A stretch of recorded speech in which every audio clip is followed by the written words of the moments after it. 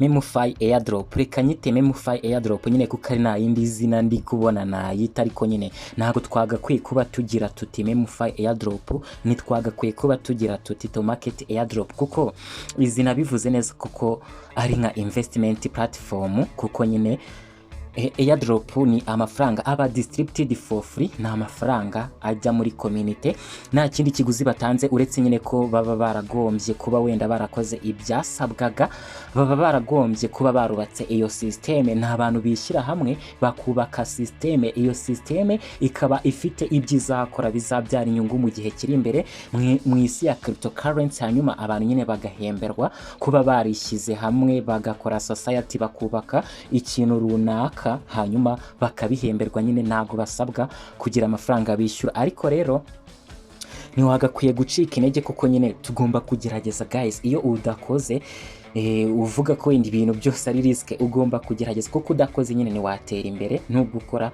hakaba igihe nyine wenda ibyo wateganyaga ntube ari byo ubona, ariko nta gihombo kiba mu gukora guys. Hanyuma iyi Memefi airdrop yari kuzaba listed kuri linear blockchain, iyo uje hano uhita ubibona yari kuzaba listed kuri linear blockchain gusa, ariko byarahindutse izaba listed kuri Sui blockchain, ndetse baduhaye task, ari nayo mpamvu nyamukuru yatumye nkora iyi video, ni ukubera hasigaye igihe gito cyane, bikore nonaha ugende uconnecting OKX wallet kuri iyi Memefi airdrop niba warayikoze. Izindi video update nagiye nzikora murabizi ibyo nagiye mbabwira, gusa ubu Sui blockchain yamaze kuba yemeza ko nabonye nyine yaranditse kuri iyi Memefi. Iyi Memefi biri kuvuga ko listing izaba kuri 12, ntago yo iri gutangaza ko ari TGE nka kuriya kuri to market byagenze, yo bari kuvuga ko kuri 12 bazakora listing, hari kubura iminsi mike cyane. Niyo mpamvu niba utarakonecta OKX wallet Sui blockchain kuri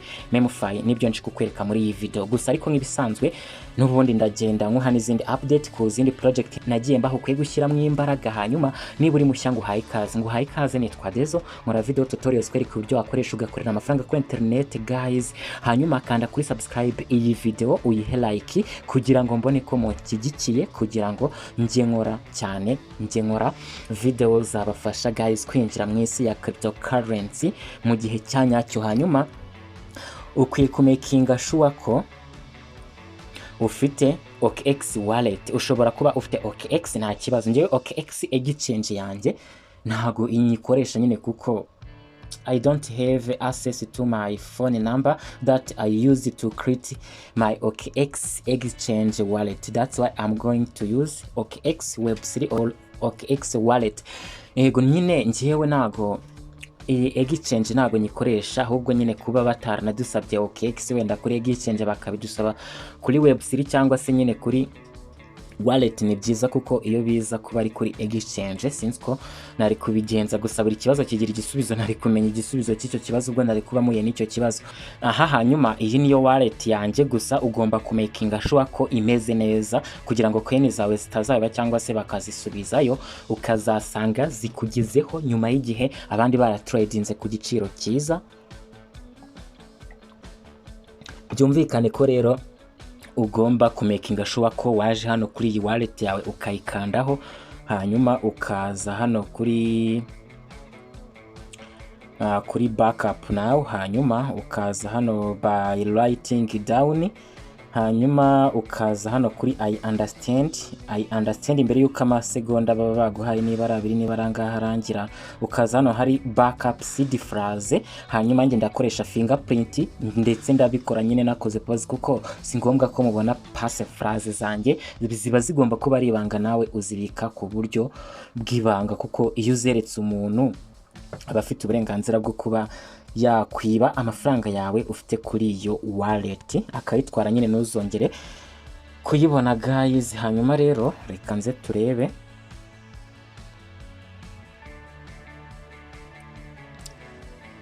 Hanyuma tugiye kuza hano hari backup phrase, baransaba gushyiramo fingerprint, reka nkore pause ho gato mbikore. Ego guys, iyo ukimara gushyiramo fingerprint n'ubundi uhita uza hano kuri aka kantu k'akajisho, uri kubona ko nyine ntago bari kunyereka secret phrase zanjye kandi ntago ugomba kuzerekana. Niyo mpamvu ngiye kongera nkakora pause nkahita nkanda hano nkazandikura nkazibika hano hari safe, kuko igihe cyose bashobora kuzazinsaba. Ntago uba ukwiye kubura secret phrase zawe. Ni nko kujya kuri banke udafite bank account nyine warayibagiwe, none se bakumenya gute? Ego hanyuma nyine ubwo ngiye gukora pause mbanze nzandikure ngaruke mu kanya nkwereke step zikurikiraho. Aha guys, namaze kuzandikura rero ngiye gukomeza hano kuri continue. Hanyuma bari kunsaba guhitamo secret phrase nkazitondeka nyine kuko mba nazandikuye. Nk'ubu bari kunsaba guhitamo iya kabiri muri uyu murongo. Ndareba iyo bamaye ku mwanya wa kabiri, hano ndebe iyo bamaye ku mwanya wa gatanu, hano ndebe iyo bamaye ku mwanya wa 9. Guys, ugomba kumenya ko n'ubundi wallet zose ni gutya uzazikereya. Ntago ari ngombwa ko buri wallet bifite uburyo uyikereya bwihariye. Iyo wafunguye Binance account, gufungura na account ku zindi exchange biba byoroshye. Iyo wakoze account kuri wallet runaka no ku yindi biba byoroshye, biba ari bimwe. Guys, reka mbikore faster.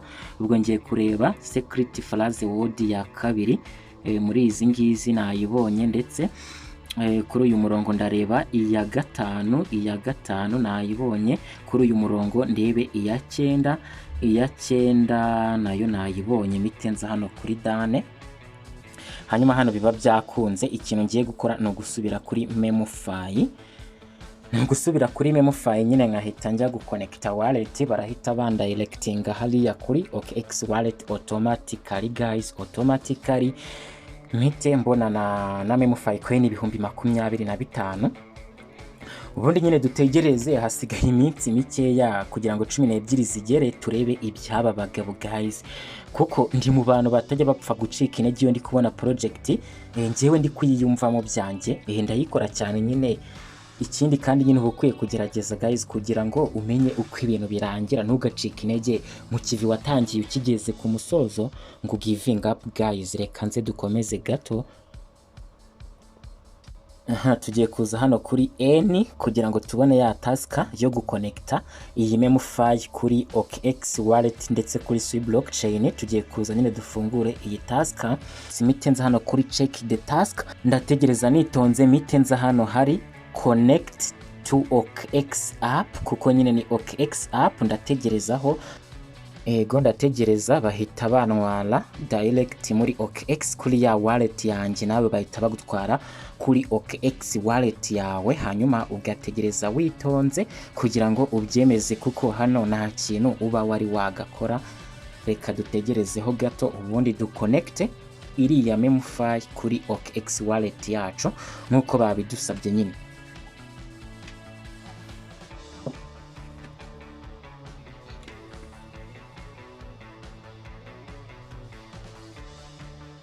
Hanyuma mitanza hano kuri connect wallet, ngiye guconnecta Memefi.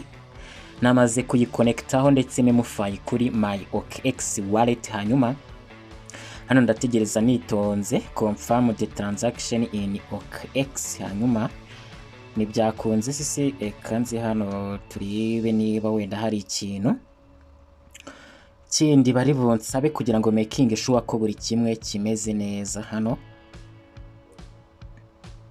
Ego ndategereza nitonze.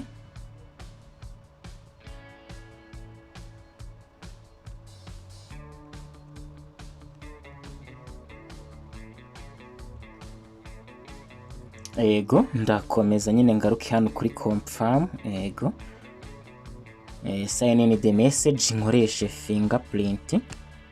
Aha guys, hano biba bikunze done return to the app. Hano biba byakunze neza cyane, nubwo bansabye kongera kubikora. Reka mbikore nta kibazo. Done return to the app. Hano ikintu ngiye gukora nuko nyine byakunze nyine guys, ibi nabihoramo ngiye gukomeza kujya muri ibi ngibi. Gusa nyine ushobora no kujya gucekinga muri OKX wallet yawe ko nyine iyi Memefi yabaye connected neza cyane.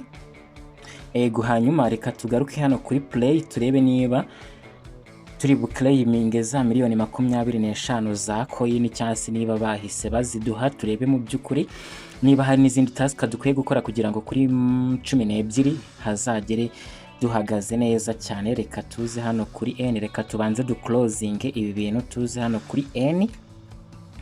Nituza kuri N reka tuze hano, ndabona bataraduha za coin zacu, turaza hano kuri check task hari checking, reka turebe.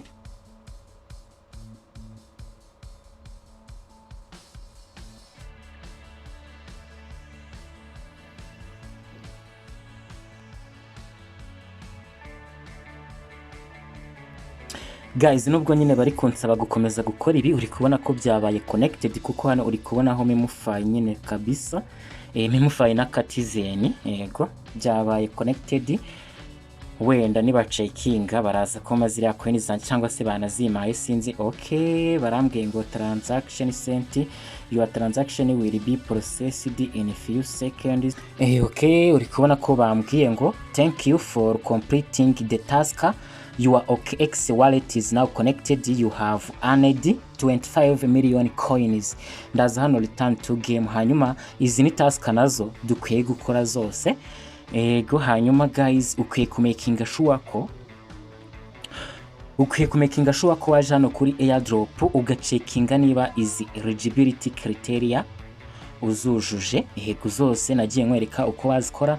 Niba ukeneye kugura toni coin kugira ngo ube eligible, uramamagara unyandikire kuri WhatsApp, nimero yanjye iri munsi ya video. Niba ukeneye Telegram stars, niba hari n'izindi coin waba ufite ushaka kubikuza ukabona amafaranga kuri Momo, hari airdrop nyinshi twagiye dukora. Niba hari iyo ultra trading umamagare ume coin zawe mwishyure kuri Momo. Niba unashaka kugura cryptocurrency zarizo zose, I will cover you. Hanyuma guys, ngira ngo nibyo ngibyo. Izindi project nazo nziko zihari, nziko mora nzibabwira. Project zirimo time farm nayo ni project nziza. Ego nayo twakoze, twizera ko nayo iri kwegera igihe cyo kuduha amafaranga.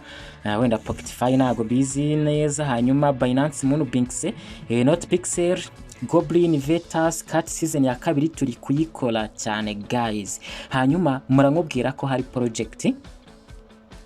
project yitwa Glass Airdrop season ya mbere twarayishoje gusa, ariko ngewe ndi gukora season ya kabiri.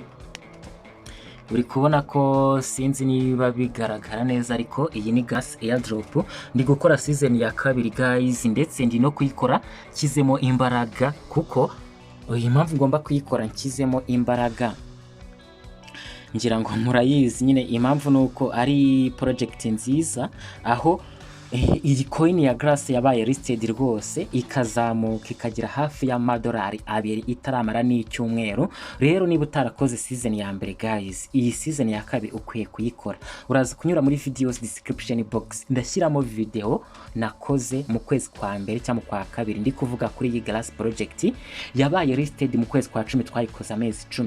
Sinzi ngo iyi season ya kabiri tuzayikora amezi angahe gusa, ariko wagakwiye kuyikora, dore ko izanaduha amafaranga menshi kurenza ayo twabonye muri season ya mbere, kuko yabaye listed iri ku masenti 9. uri kubona ko yazamutse ikagera ku $1 n'ibice 6, yegeze no kuba igera ku $1 ku $1 n'ibice 97, nubwo isa nk'iyamanutseho gato cyane. Gusa ariko biri kugaragaza ko ishobora kuzazamuka, kuko niyo imanutse ntago ikomeza ngo imanuke igere hamwe yegeze kugera, ahubwo imanukaho gato ikazamuka cyane ikamanukaho gato. Bigaragare ko directions iyi coin irimo. Niba ufite n'amafaranga wayikayiguze guys, niba utarayimayininze, niba ufite amafaranga ushaka kukorera ayandi muri Bullrun, iyi coin iri muri coin nziza wagakwiye kugura.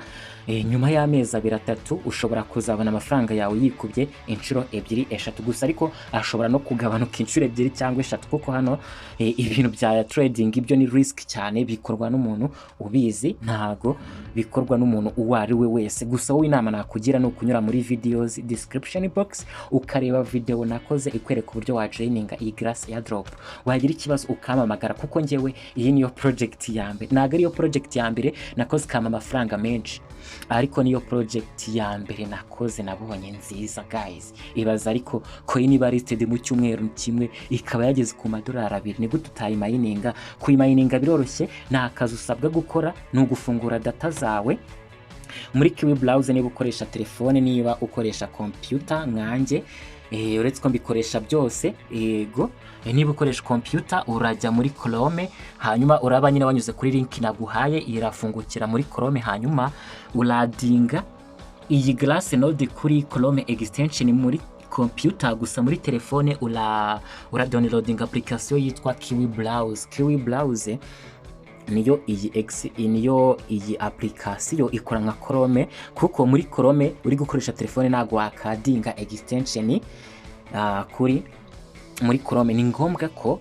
ukoresha Kuri browse kugira ngo uze kwadinga iyi Glass Node extension muri Kuri browse. Ibyo nibyo uraza kureba nyine muri video uko bikorwa. Iyo uje hano kuri tudomo dutatu, ego ukaza hano kuri extensions, ubona ko nyine hari extension bahita bakwereka. Hari iyi yitwa Glass Node extension, Glass Node extension nayo yadinze kuri Chrome, ndetse n'iyi yitwa Solflare ariyo wallet tubikurizaho nyine iyi Glass airdrop.